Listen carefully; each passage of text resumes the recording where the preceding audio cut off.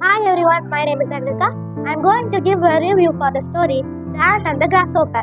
It's imagined by Cameron Pallan. He wrote many stories.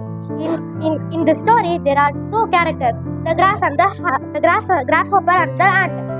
In summer season, the grasshopper was very lazy and enjoying the summer. The ant worked so hard for the winter and storing the food. But the grasshopper teasing the ant, "Why are you working so hard?"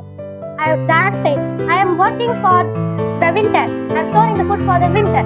The grasshopper said, "We see after the winter comes." The winter also comes. The grasshopper dying because of hunger. In this story, the moral of the story: don't be lazy. Save for the future.